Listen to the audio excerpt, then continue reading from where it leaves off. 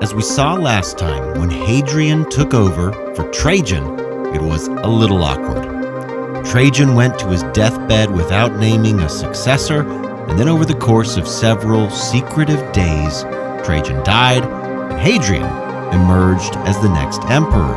Only Trajan's wife and praetorian prefect seemed to know what happened. But it's not that other people weren't around, they were.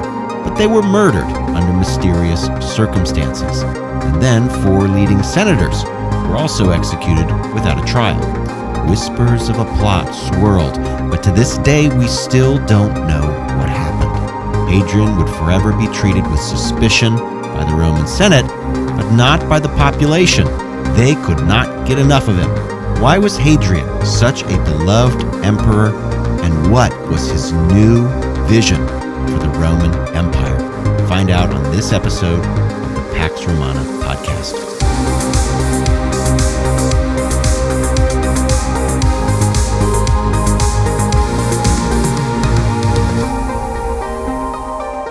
Episode 37, Hadrian's Roman Commonwealth. As we talked about last time, the strange and secret circumstances of Hadrian's accession, along with the execution of 4 senators, would forever mar the new emperor Hadrian's relationship with the Senate. And so Hadrian relied heavily on personal advisors and friends over the traditional senatorial body, and he weakened the Italian nobility's hold on the Senate by appointing new senators from the provinces rather than from Italy. Hadrian himself, by the way, like Trajan, was himself born in the provinces. But Hadrian would show proper respect for the rulers that preceded him. This was a crucial mark of modesty for Roman emperors, as we've seen on this podcast. So Trajan had secured a major victory against Parthia, despite the sweeping rebellion at the end of his reign that undid most of those efforts. But still, a victory was a victory, and the Roman Senate offered Hadrian the right to stand in Trajan's place for the triumphal parade in Rome. But Hadrian chose deference to Trajan's memory, and he requested that the Senate instead commission an effigy of Trajan to ride in the triumphator's 4-horse chariot. And we actually have images of the effigy that still survive. It was essentially a life-size body double of Trajan, but with a bit of a large head, wearing the crown of the victor. And this effigy was, as the story says, paraded through the streets of Rome in honor of the recently deceased Emperor Trajan and his victories over Parthia. Trajan was also granted godhood. The Senate decreed that the man they called the best and greatest emperor deserved a place among the pantheon. Trajan's ashes found their rest in the base of his newly built column. Perhaps to win popularity, Hadrian followed his piety to Trajan with a massive debt cancellation program. It was the most generous and far-reaching in Roman history. Now, Romans could owe taxes to a lot of different people, multiple treasuries, one for the Senate, one for the emperor, for example, and, not surprising, for many Romans, the bills had become impossible to pay. And so, in a sweeping, generous decree, Hadrian abolished all back taxes from the past 15 years. The total amount came to around 900 million sesterces. So just to drive the point home, Hadrian's guards are shown in numerous coins and inscriptions, tossing bundles and books and ledgers, all of records of debt, into a giant bonfire in the Roman Forum.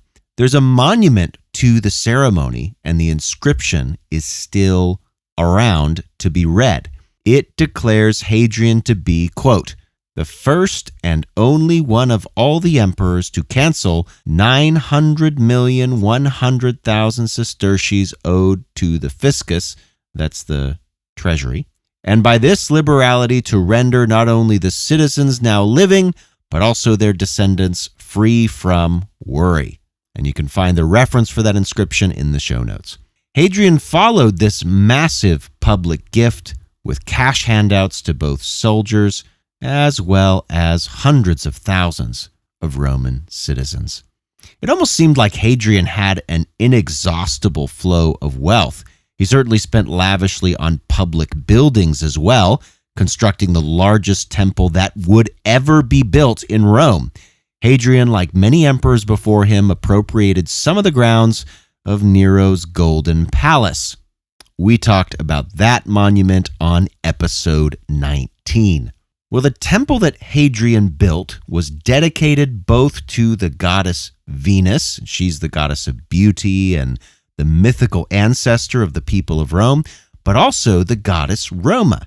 Sounds like Rome. Well, that's because Roma is the patron goddess of the city of Rome. The temple was large, it was opulent, and supposedly Hadrian had a bit of a hand in the design. One day he was showing it to the architect behind all of Trajan's monumental buildings. This is the guy that designed, for example, Trajan's bridge across the Danube. He designed Trajan's Forum. He designed the temple to Trajan in Trajan's Forum. So one of the most famous and well-known architects living at the time. Well, he was pretty honest with Hadrian during that walkthrough, and he said, hey, your statues are a little bit too large. If they were to stand up, they might hit their head on the ceiling of the temple. Well, Hadrian was not amused by this comment, totally unimpressed, and he just decided to have this celebrity architect banished from the city of Rome and then subsequently executed him.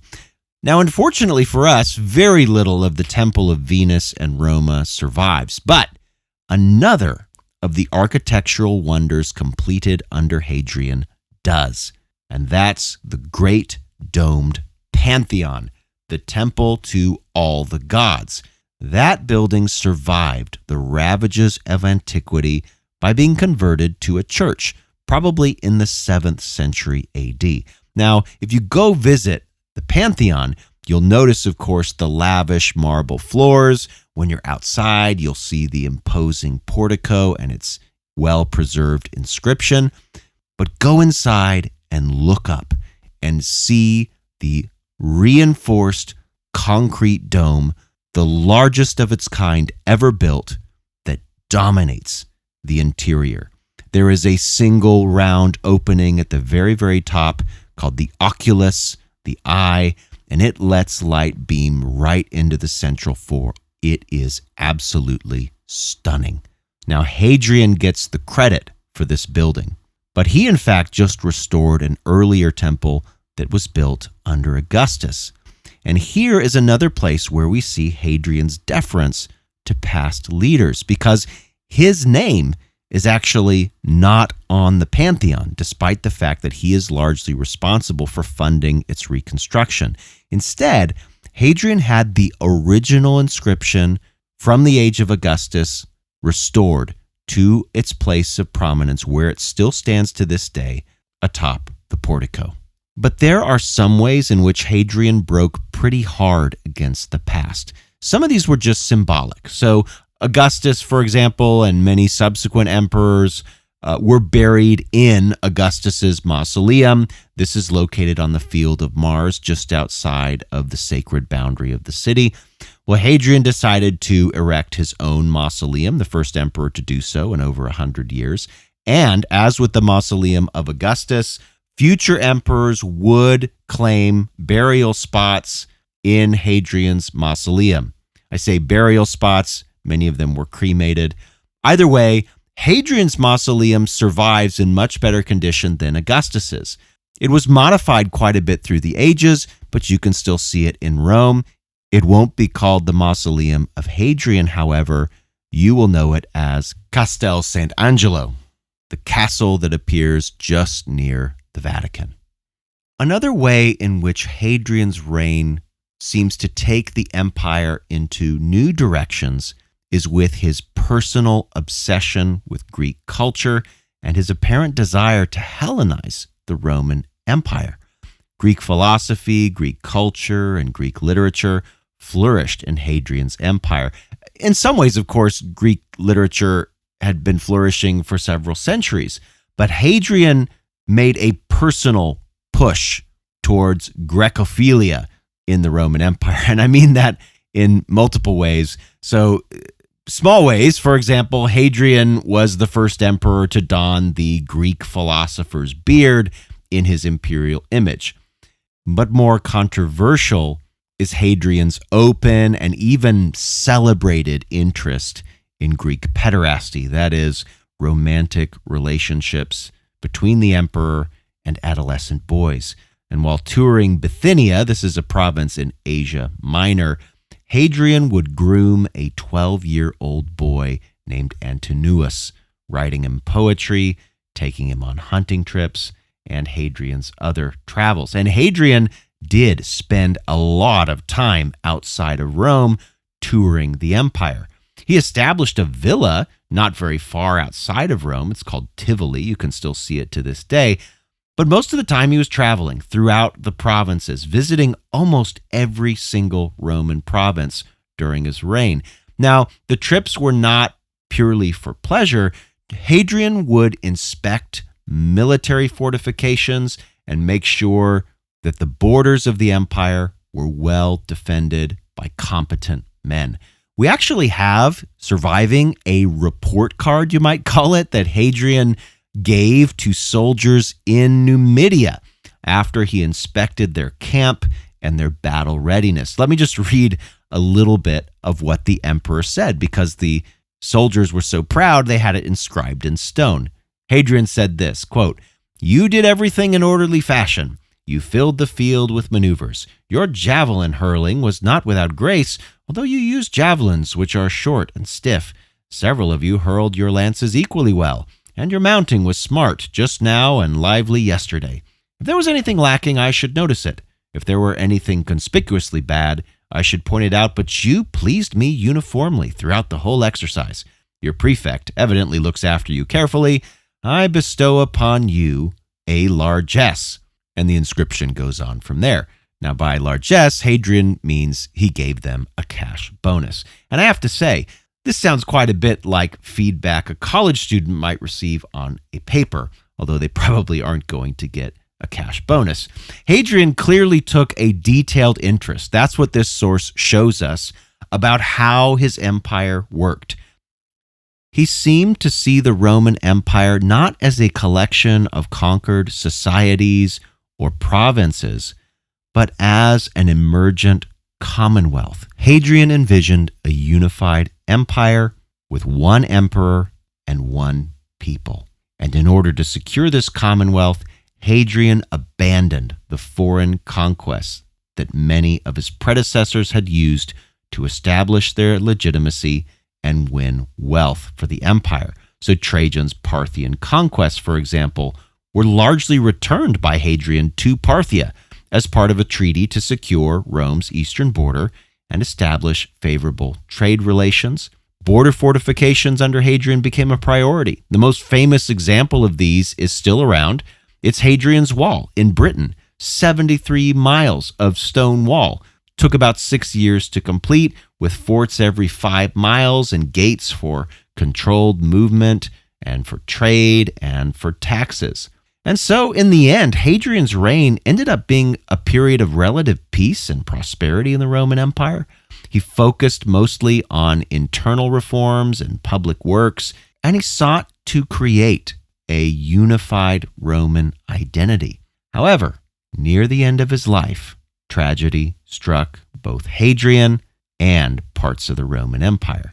First, in AD 130, Hadrian took a cruise down the Nile with his lover Antinous, who was now about 18 years old. Now, rumors abound about exactly what happened on that trip, but we know at least one fact. Antinous died, apparently drowned in the murky waters of the Nile. Ancient sources speculate pretty wildly. Was it just an accident? Or was Antinous murdered? Or perhaps, did he even sacrifice himself as an offering to the gods to ensure the prosperity of his emperor. But whatever the cause of death, Hadrian's response was overwhelming. The emperor founded a new city at a site pretty close to where Antinous died, named the city Antinopolis after the teenager. Antinous was then given godhood. He was the only person outside the imperial family to attain such an honor. And then a flood of statuary just deluged the empire at this point. And still to this day, statues of Antinous outnumber those of just about every other Roman, including almost every single Roman emperor. Now, the death of Antinous was a great personal blow to Hadrian, but things were about to get worse. Hadrian may have wanted a unified Commonwealth, but there were plenty of groups in the Roman Empire uninterested in participating in such a project. And as under Nero and Trajan, hard-line Jews in Judea eagerly awaited opportunities to rebel and assert their independence. And as we'll see next time, in AD 132, Hadrian gave them the excuse they needed. He proposed a new city on the ruins of Jerusalem, and even worse, a temple to Jupiter on the site of the ancient Jewish temple. And the revolt that followed would upend Roman rule in Judea, but as ever, an inevitable Roman response would follow. Only this one would permanently alter the Holy Land and essentially end Jewish dominance of Judea for nearly 2,000 years.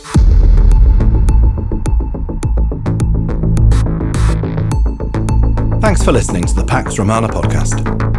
For more information, including a list of primary sources and further reading, check the show notes. Music by Red Productions and Exocore. Follow Dr. Colin Elliott on X at ProfCPE or email colin@paxromanapodcast.com. Listen to more episodes on Spotify, Apple Podcasts, or just about anywhere podcasts are available.